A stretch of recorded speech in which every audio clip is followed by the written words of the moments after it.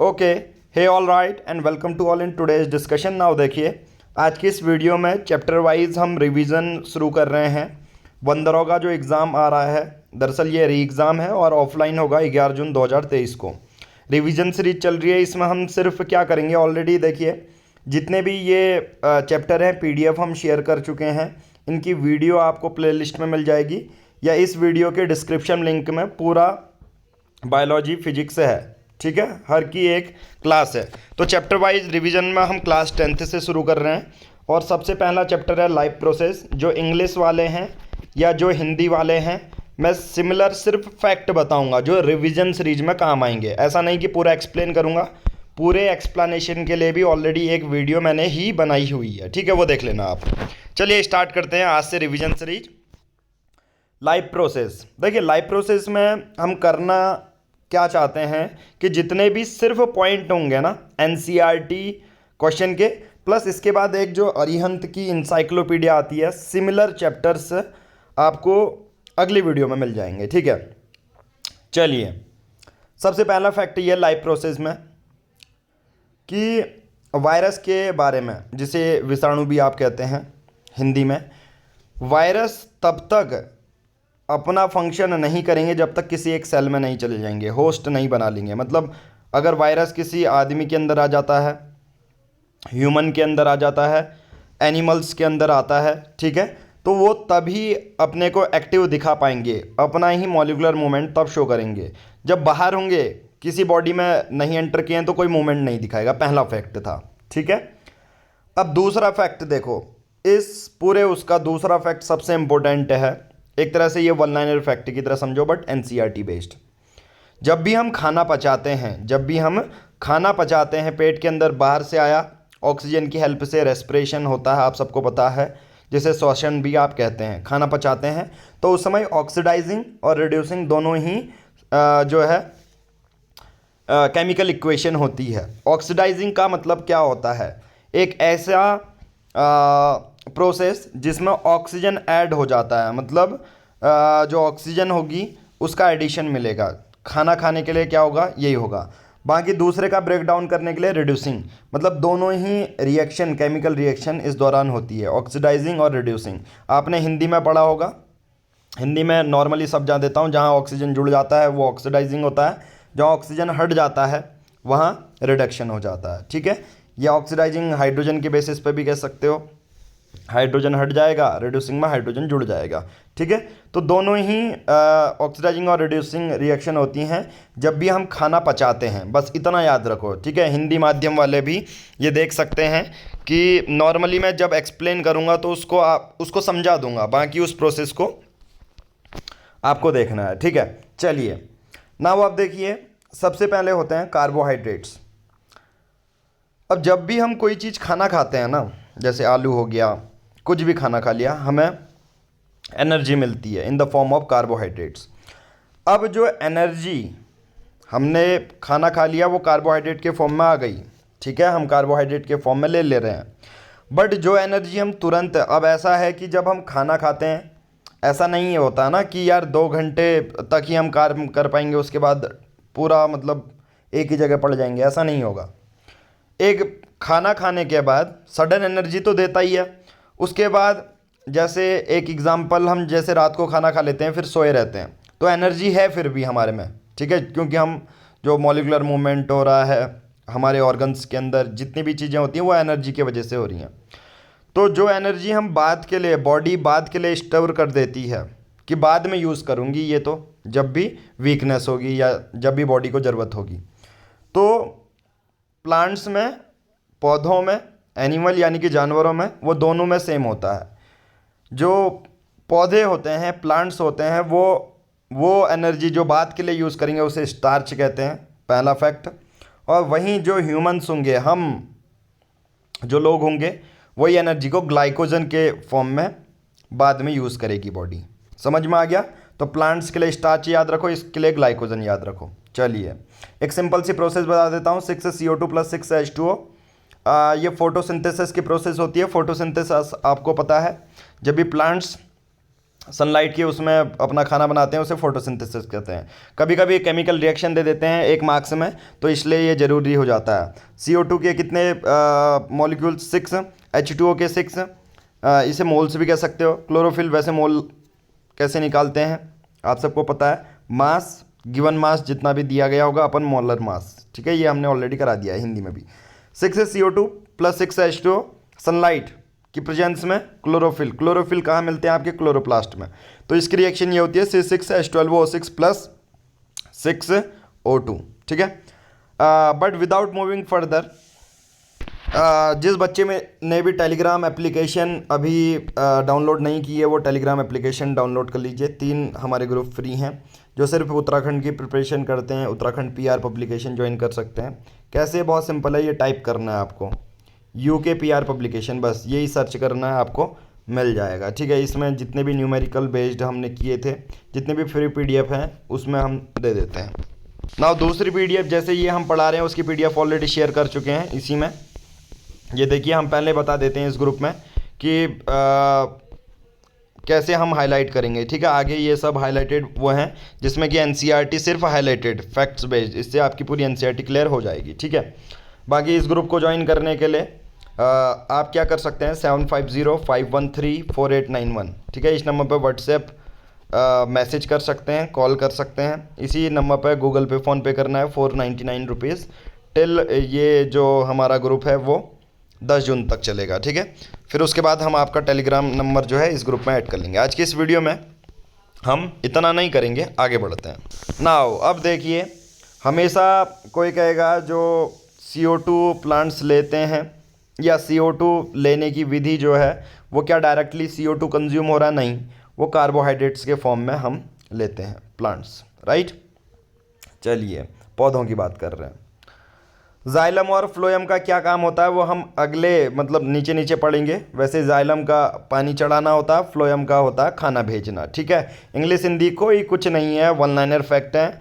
ऐसा नहीं है कि सर मेरी हिंदी मीडियम है तो मैं तो ये समझ ही नहीं रहा हूँ, ऐसा कुछ नहीं है। तभी मैं वन लाइनर फैक्ट के बेसिस पे बता रहा हूँ और उस चीज़ की विधि पूरी एक्सप्लेन कर दे रहा हूँ, तो कोई दिक्कत नहीं आनी चाहिए। बस इस पूरी वीडियो को 1.5x में सुनते रहो, पूरे फिजिक्स केमिस्ट्री बायोलॉजी पूरी चलेगी, प्लस उसी के अरिहंत एक्सटर्नल जो नोट्स हैं वो मैंने दे ही दिए हैं, साथ ही न्यूमेरिकल चल ही रहे हैं। देखो, क्लोरोप्लास्ट के अंदर होता है क्लोरोफिल। अब कोई कहता है जो पौधे अपना खाना क्यों खुद बना लेते हैं? क्योंकि उनमें क्लोरोफिल प्रेजेंट रहता है, मौजूद रहता है। तो क्लोरोफिल पत्ते के कौन से हिस्से में आता है उसे आप याद कर लो, अपर एपिडर्मिस, ठीक है। वहीं गार्ड सेल क्या होते हैं? हम कहते हैं यार जो पौधों की पत्तियों में छोटे छोटे छेद हैं, अब इससे पानी बाहर भी निकल रहा अंदर भी आ रहा, तो वो उन्हीं को कहते हैं गार्ड सेल। अब गार्ड सेल कहाँ मौजूद होते हैं किसी भी पौधे के पत्ते में? लोअर एपिडर्मिस कहते हैं उसे, ठीक है। नॉर्मली फैक्ट है, उतना ज़्यादा इंपॉर्टेंट नहीं है, बट कभी कभी पूछ लिया जाता है कि जो क्लोरोफिल वाला हिस्सा है वो अपर एपिडर्मिस या लोअर एपिडर्मिस। कोई कहेगा हिंदी में सर बताओ, अपर एपिडर्मिस कुछ नहीं है, जो पत्ते होते हैं ना उनकी बहुत सारी लेयर्स होती हैं, जब उनको हम कट करते हैं तो वही है अपर एपिडर्मिस, याद रखो, ठीक है। चलिए, ये काम का नहीं है, हाँ ये काम का है।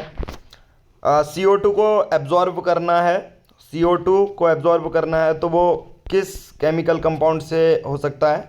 इसे कहते हैं पोटेशियम हाइड्रोक्साइड, KOH। ये एक बेस होता है, इसके हेल्प से हम CO2 को एब्जॉर्ब कर सकते हैं, ठीक है। अब आप कहेंगे सर क्या ये रिवीजन में जो ये अब छूट रहा है वो इम्पोर्टेंट नहीं है? ये कुछ नहीं है, ये सिर्फ प्रोसेस हैं जो कि उतनी इम्पोर्टेंट नहीं है, ठीक है। जो मैं बोल दे रहा हूँ ना, टाइनी पोर्स होते हैं, छेद होते हैं, वही चीज़ लिखी गई है। अगर इसका कंप्लीट वर्जन चाहिए किसी को तो वो भी मौजूद है, मैं वो कह रहा हूँ, ठीक है। चलिए अब बात करते हैं। अब कोई भी प्लांट है ना, अगर कोई प्लांट है, कोई भी पौधा है, पेड़ है, उसको ज़रूरत होती है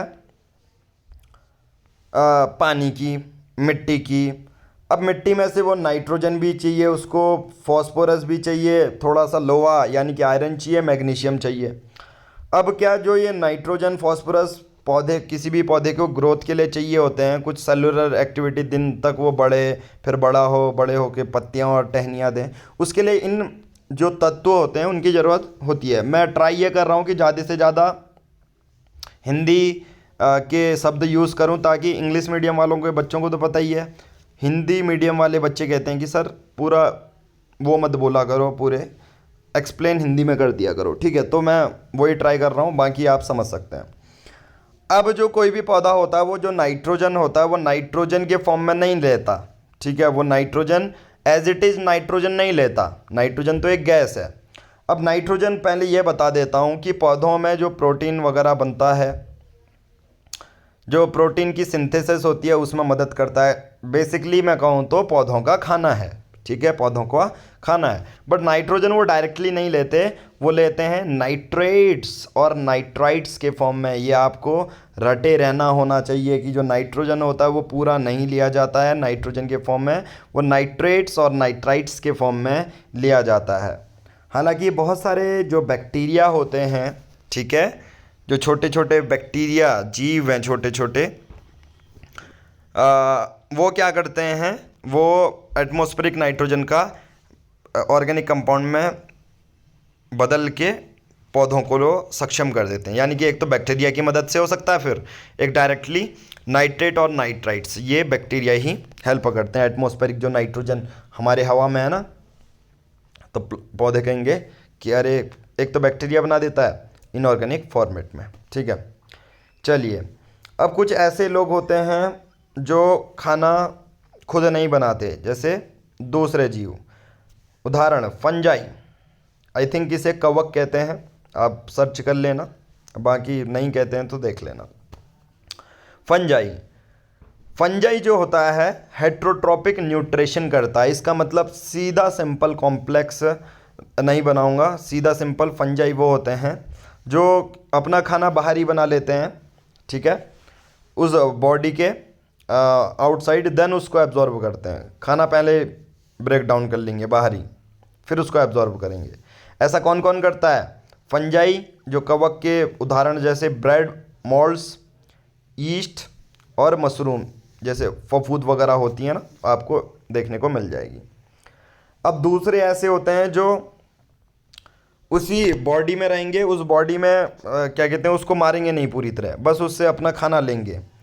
तो कसकटा यानी कि अमरबेल, ऑर्किड्स, टिक्स, लाइस, लीचेस, टेफॉर्म, ये एक ही कैटेगरी के हैं। ये बायोलॉजी में अभी 9th क्लास में हम पढ़ेंगे कि जैसे जौक होती है ना, मच्छर हो गए, ये पैरासाइटिक न्यूट्रिशन देखते हैं, मतलब खुद नहीं बना रहे, दूसरों के लिए ही हो रहे हैं, पर इसे पैरासाइटिक कह रहे हैं। फंजाई वाले बाहरी पहले ब्रेक डाउन कर रहे हैं, फिर एब्जॉर्ब कर रहे हैं, ठीक है।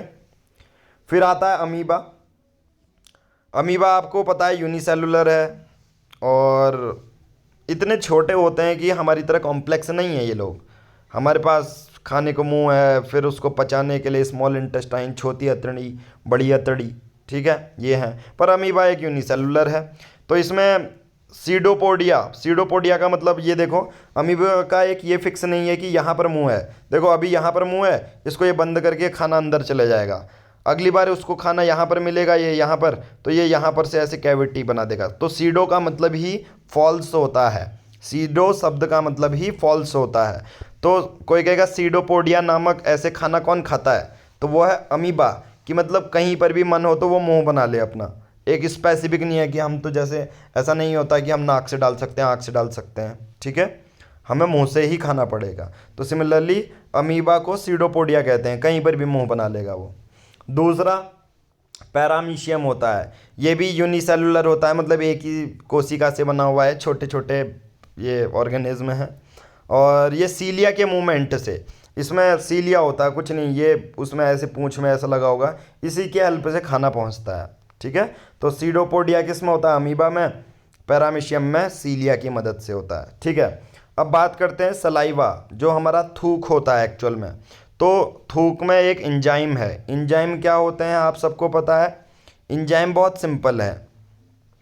इंजाइम होते हैं कि किसी चीज़ को ब्रेक डाउन करना, जैसे यहाँ पर हमारे थूक में होता है सलाइवरी अमाइलेज, ठीक है, इसको अमाइलेज बोलोगे, ठीक है, अमाइलेज बोलोगे, ये सलाइवा में प्रेजेंट रहता है, ये ब्रेक डाउन करता है, ठीक है, जो भी फूड पार्टिकल्स हम खाते हैं। अब ये तो सलाइवा में हो गया कि पहले सबसे पहले जो हमने खाना खाया वो एंजाइम ने ब्रेक डाउन कर दिया अच्छे से उस पूरे खाने को, टक टक टक टक। अब खाना जब कहाँ चले जाएगा? पेट में चले जाएगा, तो उस खाने को पचाने के लिए भी बहुत कॉम्प्लेक्स है, सीवी कर सकते हैं ये, ठीक है, मतलब गैस्ट्रिक ग्लैंड, ठीक है। डाइजेशन फंक्शन क्या होता है, अब खाना पेट में चले गया है तो अब खाने को पचाने के लिए भी अलग कॉम्प्लेक्स मेथड है, ठीक है, अलग कॉम्प्लेक्स मेथड है। तो इसमें जो हमारा पेट होता है, पेट में एक ग्लैंड है, ठीक है, जिसे ग्रंथि कहते हैं, गैस्ट्रिक ग्लैंड, गैस्ट्रिक ग्रंथि। अब ये ग्रंथि हमारे पेट में होती है, ये HCl यानी कि एक अम्ल हाइड्रोक्लोरिक एसिड, दूसरा हमारा एक प्रोटीन को डाइजेस्ट करने वाला एंजाइम पेप्सिन, और म्यूकस होता है, जैसे बहुत सारे दूसरे ऑर्गन होते हैं ना हमारे पेट के अंदर, उसको बचाने के लिए म्यूकस होता है। तो ये चीज़ 3 ग्रंथि में होता है, ठीक है। गैस्ट्रिक ग्लैंड रिलीज करती है एक HCl, एक एंजाइम जिसे जो प्रोटीन को डाइजेस्ट करेगा, एक है म्यूकस जो बचा लेगा, ठीक है, प्रोटेक्ट करेगा हमारे पेट को HCl से। अब आप कहोगे यार HCl तो इतना खतरनाक होता है, तो वो म्यूकस ही करता है, ठीक है। तो 3 चीज़ें हो गई। अब HCl होना इसलिए ज़रूरी है क्योंकि जो है एसिडिक मीडियम क्रिएट कर देता है। अब जो पेप्सिन है वो इसी की हेल्प से हमारा प्रोटीन को डाइजेस्ट करता है। हम जो प्रोटीन खाते हैं ना, दूध पीते हैं, ये पचाने हचाने का काम पेप्सिन की मदद से हो जाता है। अब एक और फैक्ट बता देता हूँ, जो हर्बीवोर्स होते हैं यानी कि जो सिर्फ घास खाते हैं, अब घास बनी है सेलुलोज से, अब बहुत ज़्यादा टफ है कोई घास, एक तरह से हम वो खाते हैं ना, सॉफ्ट घास है, एक होता है पूरा जो गाय भैंस खाते हैं, वो पचाने के लिए बहुत टफ होता है। तो जो भी गाय भैंस होते हैं उसमें छोटी अतड़ी बड़ी होती है एक्चुअल में, ठीक है, एज़ कम्पेयर्ड टू कार्निवोरस। जैसे टाइगर है, टाइगर को सॉफ्ट सॉफ्ट मांस वो इजीली पचा देगा, पर उसको घास मिलेगी तो वो पचा नहीं पाएगा। तो वैसे ही इसलिए कोई कहेगा गाय भैंस की छोटी अतड़ी बड़ी होगी या शेर की होगी, आप ऐसा मत सोचना कि शेर बड़ा है खतरनाक चर्बी खाता है तो उसकी बड़ी होगी, नहीं। स्मॉल इंटेस्टाइन बड़ी होती है गाय भैंसों की, हर्बीवोर्स की, ठीक है, क्योंकि उनको घास को पचाने के लिए ज़्यादा टाइम चाहिए होता है, राइट। और वहीं कार्निवोरस देखोगे जो मांस खाते हैं दूसरे लोगों का, that is shorter small intestine, right.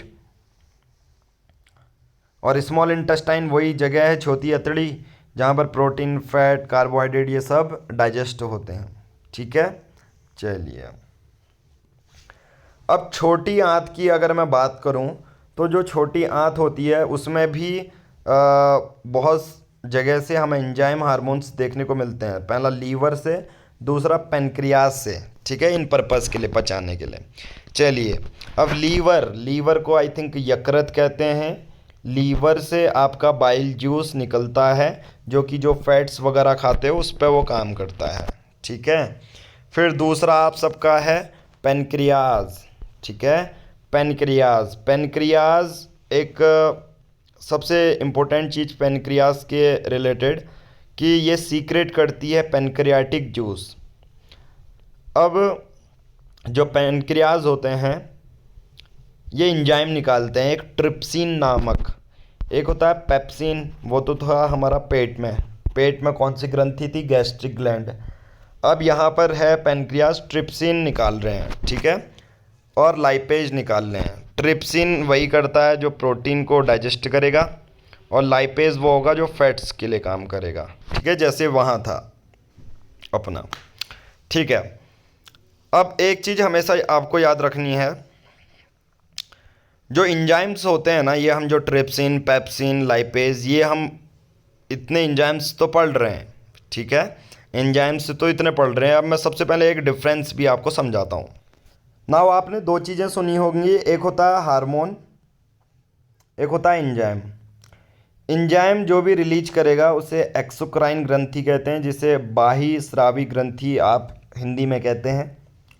और जो हार्मोन रिलीज करेगा वो होता है एंडोक्राइन, इसे अंतरस्रावी ग्रंथि भी आप कहते हैं।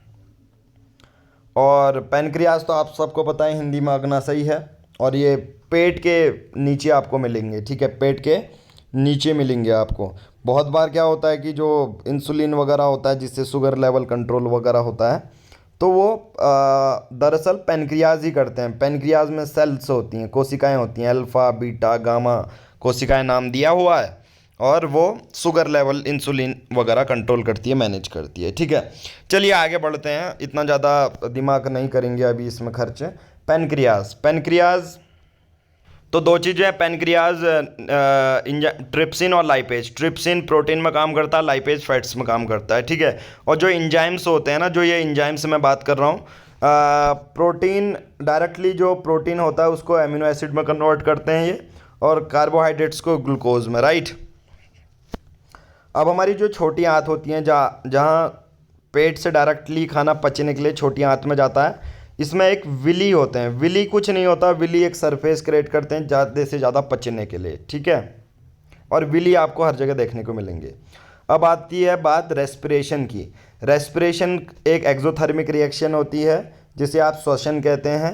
इसमें जो हीट है वो निकलती है। ठीक है, रेस्पिरेशन की तीन खास बात। ठीक है, कभी भी कोई भी चीज़ खाओ, कभी भी कोई भी चीज़ खाओ, उसके बाद जब खाना अंदर जाएगा ऑक्सीजन की हेल्प से, तो जो 6 कार्बन मॉलिक्यूल होता है, ठीक है, उसका ब्रेक डाउन हो जाता है 3 कार्बन मॉलिक्यूल में, जिसे पायरूवेट कहते हैं।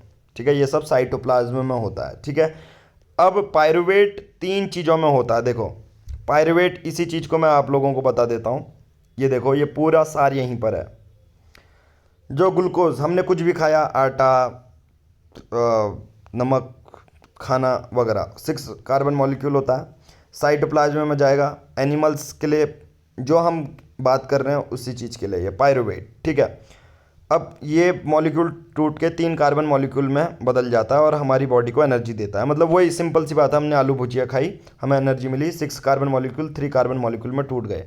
अब जो ये पायरूवेट है ना, 3 कार्बन मॉलिक्यूल, जब देखा साइंटिस्ट ने कि हाँ इसका तो हमारी बॉडी के अंदर भी यूज़ हो रहा है, बाहर भी, तो उसके हिसाब से पूरा मैं 3 एक्सप्लेनेशन इसके देता हूँ, जो इसी पायरूवेट की हेल्प से हो रहे हैं। पायरूवेट और कुछ नहीं है बल्कि 3 कार्बन मॉलिक्यूल कंपाउंड है, जो कि हमें एनर्जी भी दे रहा है। अब पायरूवेट, इसका जो यूज़ होता है लेबोरेटरी में भी होता है, शराब यानी कि अल्कोहल बनाने के लिए। इसका यूज़ हमारी बॉडी के अंदर भी होता है जब हम कोई खाना खाते हैं। ठीक है, अब देखो सबसे पहला, इससे अल्कोहल कैसे बनती है। 3 कार्बन मॉलिक्यूल वही आपके नाशपाती वगैरह हो गए, तो आपको एक डब्बे में डाल देंगे, मतलब उन नाशपातियों को ईस्ट फर्मेंटेशन कहते हैं, और ऑक्सीजन नहीं जानी चाहिए, और इस डब्बे को लगा देंगे। तो इसमें फिर क्या बनेगा हमारा, इथेनॉल, जिसे कहते हैं C2H5OH plus CO2 plus energy. जो 2 कार्बन मॉलिक्यूल में देखो C2H5 हो गया ना, 3 कार्बन मॉलिक्यूल और टूट के इथेनॉल बन गया। तो इसकी प्रोसेस भी ये रहती है। अब देखो लैक्टिक एसिड, इसी सेम से लैक्टिक एसिड बनता है। तो कभी कभी हम एक्सरसाइज कर लेते हैं, जब हमारा फिजिकल बहुत ज़्यादा हम कर लेते हैं और ऑक्सीजन पहुंच नहीं पाता बॉडी में, तो जो ऑक्सीजन नहीं पहुंच पाता, तो हमारी जो कोहनियाँ होती हैं, जो मेन जॉइंट्स होते हैं ना, उनमें लैक्टिक एसिड बनने लग जाता है ये ऑक्सीजन की कमी से। तो तभी आपको दर्द होता है जब एक्सरसाइज कर लेते हो बहुत बार, तो दर्द लैक्टिक एसिड की वजह से हो रहा है। ठीक है, लैक्टिक अम्ल जिसे कहते हैं, और लैक्टिक अम्ल है 3 कार्बन मॉलिक्यूल। बाकी इसी पायरूवेट का यूज़ अगर हम ऑक्सीजन की प्रेजेंस में माइटोकॉन्ड्रिया के अंदर देखोगे, तो ये CO2 H2 और एनर्जी बना देता है। तो ये 3 चीज़ें अभी हमने ऊपर ही पढ़ी। ठीक है, वही जहाँ ऑक्सीजन के साथ होगा उसे एरोबिक कहेंगे, जहाँ ऑक्सीजन की एब्सेंस होगा उसे एनारोबिक कहेंगे। ठीक है, और हमेशा याद रखना, जो हमारी ऊर्जा होती है, एनर्जी रिलीज होती है, वो एरोबिक में ज़्यादा होती है एज़ कम्पेयर टू एनारोबिक। मतलब जहाँ ऑक्सीजन का यूज़ हो रहा है तो वहाँ एनर्जी ज़्यादा ही होगी। ठीक है, ओके।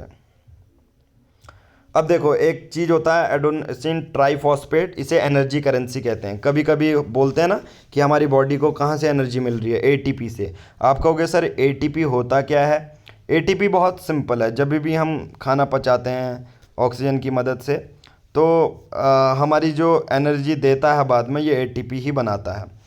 अब ATP जब टूटता है तो ये हमारी पूरी बॉडीज़ को एनर्जी, ऊर्जा देता है। अब ATP बना कैसे, देखो बहुत सिंपल है, ADP प्लस फॉस्फेट। ठीक है, तो ये क्या बना देता है, ATP बना देता है। तो ATP को एनर्जी करेंसी कहते हैं। ठीक है, एनर्जी करेंसी कहते हैं, हमारी ऊर्जा देता है। अब देखो अब एटीपी ऊर्जा रिलीज कर रहा है तो एंडोथर्मिक प्रोसेस एटीपी का ही यूज़ करती है, ठीक है। और उस दौरान जो एनर्जी यूज़ हो रही है वो 30.5 किलो जूल पर मोल बराबर होती है, ठीक है। तो एटीपी दरअसल क्या है, एडोनोसिन ट्राइफॉस्फेट, ये कुछ नहीं है, एडीपी प्लस फॉस्फेट से बनते हैं। ये शरीर के लिए एनर्जी देते हैं, ठीक है, और कुछ नहीं है इसमें। एक और ये है, जो पानी के अंदर जीव होते हैं उनका ब्रीदिंग रेट ज़्यादा होता है एज़ कम्पेयर टू जो ज़मीन में रहते हैं, ठीक है। नेक्स्ट है एलुवियली। एलुवियली कुछ नहीं है, एक सरफेस क्रिएट करते हैं जिसमें जो हमारी गैसेस होती हैं हम ले पाते हैं अच्छे से, ठीक है, बॉडी में। अब एक और चीज़ है कि जो हमारा खून है वो कार्बन डाइऑक्साइड को लेकर आता है और एलुवियली में जो है एलुवियली में डाल देता है। एलुवियली कहाँ है, लंग्स के पास ही है, ये देखो, ठीक है, ओके। हाँ, रेस्पिरेटरी ऑर्गन पिगमेंट जिसे कहते हैं हीमोग्लोबिन, और इसमें आयरन होता है, ठीक है। ऑक्सीजन के प्रति बहुत अच्छी एफिनिटी दिखाता है, इसलिए हमारे शरीर के हर अंग में ये ऑक्सीजन पहुंचा देता है। और एल्यूवियोलर सरफेस जो होता है CO2 कलेक्ट करके यहाँ पर आता है, तो ये 80 मीटर स्क्वायर का इसका सरफेस होता है, ठीक है। खून यानी कि ब्लड एक कनेक्टिव टिश्यू है। कनेक्टिव टिश्यू का मतलब क्या होता है, ये किसी चीज़ को अपने साथ ले जाता है, जैसे ऑक्सीजन ले जाना है। ब्लड के अंदर होते हैं प्लाज्मा। अब प्लाज्मा क्या करता है, जो भी हम खाना खाते हैं वो पूरा ब्लड के थ्रू हर बॉडी में पहुंच जाता है हमारा, ठीक है। और हमारी बॉडी में जो ऑक्सीजन होती है वो रेड ब्लड सेल्स ले जाती हैं। आप कहोगे जो ऊपर वाला है सर वो इम्पोर्टेंट नहीं है, वही चीज़ मैं बता दे रहा हूँ, प्लाज्मा ही CO2 फूड खाना ये सब ले जाती है, ठीक है। अब देखो, एक हमारा खून लेके आता है CO2, एक हमारा खून ले आता है ऑक्सीजन। अब दोनों मिक्स ना हो करके, इसलिए हमारे खून में डिफरेंट चैम्बर्स होते हैं, अलग अलग चैम्बर्स होते हैं, ताकि ऐसा खून जिसमें CO2 है वो मिक्स ना होने पाए जिसमें ऑक्सीजन है, ठीक है। अब क्या होता है देखो, जो ऐसा खून है जो जिसमें CO2 है वो लंग्स तक जाता है, फिर CO2 अलग हो जाती है। और बट जो ऑक्सीजन होता है, ऑक्सीजन जो होता है वो भी जाता है, बट वो दोबारा हार्ट तक पहुंच जाता है। अब जब ऑक्सीजन रिच ब्लड हार्ट तक पहुंचेगा तो हार्ट उसे हर हिस्से में ले जाएगा, ठीक है, ठीक है। अब देखो, एक अच्छा प्रक्रिया मैं जल्दी बताता हूँ, ये बहुत इंपॉर्टेंट है। ऐसा खून जिसमें ऑक्सीजन की कमी, मतलब ऑक्सीजन बहुत ज़्यादा है, तो वो लंग्स से सीधे हार्ट के लेफ्ट वाले चैम्बर में जाएगा। ये चीज़ याद रखना है, left atrium left ventricle, left याद रखना है। तभी खून लेफ्ट साइड में दिल भी होता है, और ऑक्सीजन इसलिए सबसे पहले लेफ्ट जगह जाती है और वहीं से पूरे बॉडी को जाती है, ठीक है। बट एक ऐसा खून जिसमें डीऑक्सीजनेटेड ब्लड है, यानी कि CO2 कार्बन डाइऑक्साइड है, तो वह वो कहाँ जाती है, राइट एट्रियम, और इसी तरह से लंग्स से बाहर हो जाएगी, ठीक है, समझ में आ गया। चलिए, एक वेंट्रिकल्स होते हैं और एक एट्रिया होते हैं। वेंट्रिकल थोड़ी सी ज़्यादा मोटी मसल्स होती हैं, ठीक है। और वेंट्रिकल्स में देखो, एक और चीज़ मैं आप लोगों को बता देता हूँ, एक छोटा सा ऑर्गन का नाम है वेल्व्स। वेल्व्स ये इंश्योर करते हैं कि ऐसा खून जिसमें CO2 है उसको लंग्स तक ले जाना है तो एक ही का फ्लो होगा, ऐसा नहीं कि वो वापस आएगा, उसे वेल्व्स कहते हैं, ठीक है। वेल्व्स ऑर्गन होगा जो खून को एक ही दिशा में ले जाएगा, ठीक है।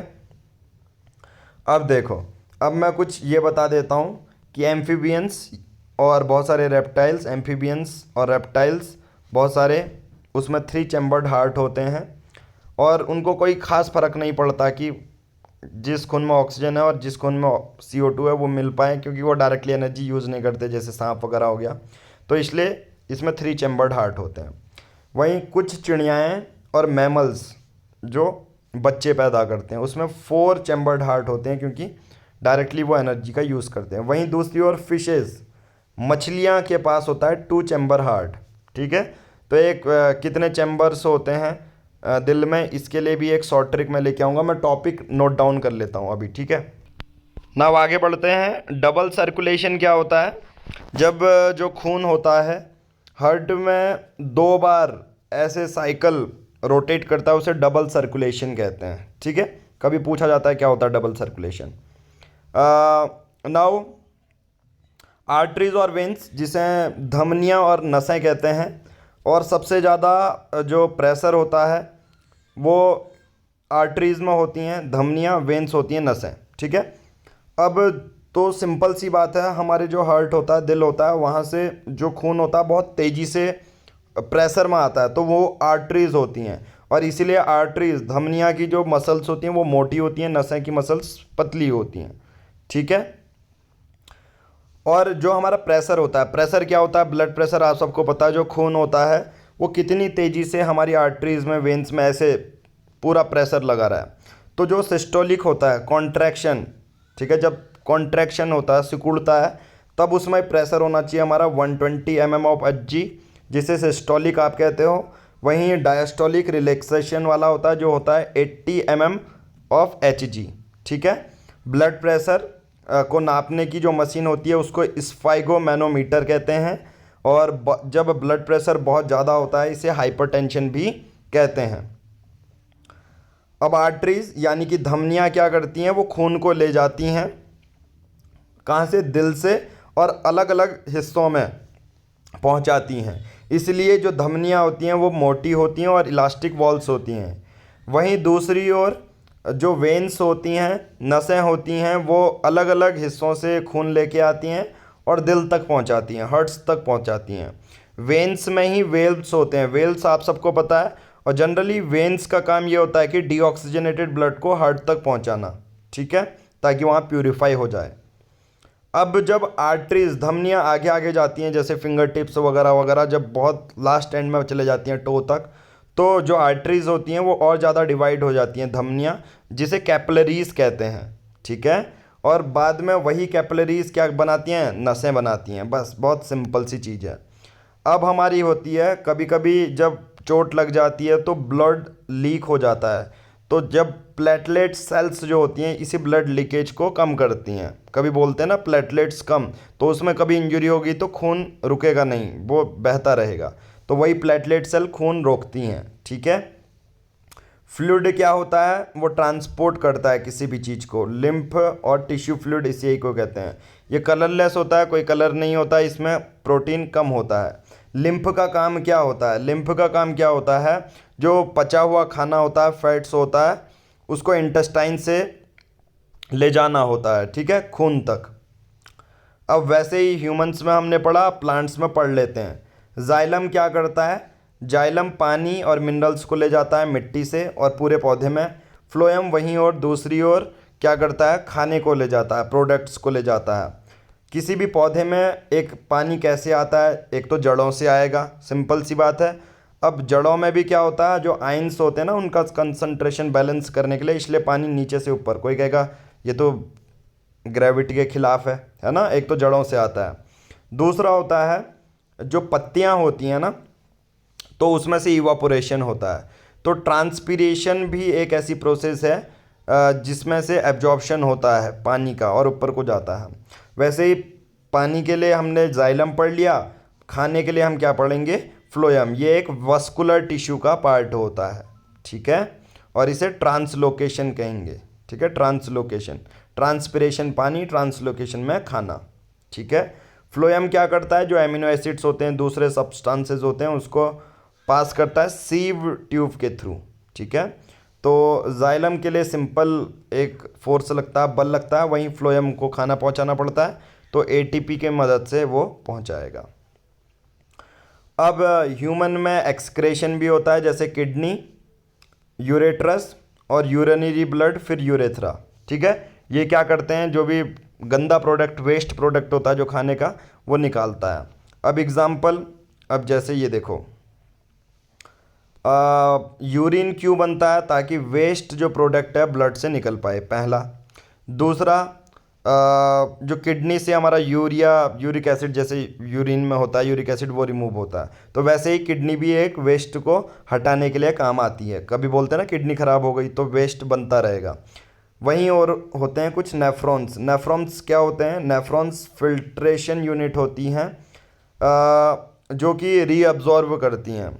कभी कभी देखो, यूरिन हो गया, एक सबसे इम्पोर्टेंट चीज़ बताऊंगा वो अभी आगे, बट नेफ्रॉन्स क्या करते हैं, फिल्ट्रेशन यूनिट होते हैं। इनका काम क्या होता है, जो भी रीअब्जॉर्ब्ड होते हैं, जैसे यूरिन सब चीज़ निकाल देता है, फिर कुछ जो ऐसा प्रक्रिया होती है हमारी बॉडी में कि कुछ तत्व बहुत इंपॉर्टेंट होते हैं, उनको रीअब्जॉर्ब करते हैं नेफ्रॉन्स। ठीक है। यूरिन आएगा, यूरिन कहाँ से जाता है, किडनी में बनेगा और यूरेथ्रा से निकल जाएगा। ठीक है। अब किडनी के बारे में थोड़ा सा पढ़ लेते हैं। जो आर्टिफिशियल किडनी होती है वो रीअब्जॉर्ब नहीं कर पाती है। जो नॉर्मल किडनी हमारी काम कैसे करती है, किडनी ने वेस्ट प्रोडक्ट बना दिए, फिर हमारी किडनी ऐसी भी काम करती है कि बहुत ज़्यादा निकाल दिया है तो बहुत जो इम्पोर्टेंट फिल्टर हो गए हैं उसको भी वापस ले लेती है। बट आर्टिफिशियल किडनी जिसे हीमोडायलिसिस कहते हैं, इसका एक ही नुकसान है कि वो रीअब्जॉर्ब नहीं कर पाता। माना जाता है कि एक हेल्दी एडल्ट जो होगा, ठीक है, तो किडनी 180 लीटर पर डेली फिल्ट्रेट करती है। सोचो, आप कहोगे बट यार निकलता तो 1-2 लीटर है वेस्ट प्रोडक्ट, तो उसमें क्या होता है आधे से ज़्यादा चीज़ें रीअब्जॉर्ब हो जाती हैं। समझ रहे हो, 180 लीटर पर डे कैपेसिटी है फिल्ट्रेट करने की, बट उसमें से रीअब्जॉर्ब हो जाता है। ओके। वहीं प्लांट्स में जो वेस्ट प्रोडक्ट को होते हैं, कुछ पत्तियां झड़ जाती हैं वेस्ट प्रोडक्ट में, पौधों में रेजिन्स होते हैं, गम्स होते हैं, ओल्ड जाइलम। देखो यहाँ तक ये पूरा चैप्टर कंप्लीट हो गया है। यही चैप्टर सबसे बड़ा था और ये चैप्टर हमने मोस्टली 36 मिनट में कर लिया। अगले जो वैसे ये 2 घंटे का था। आज की इस वीडियो में हम इतना ही करेंगे। Thank you, have a nice day.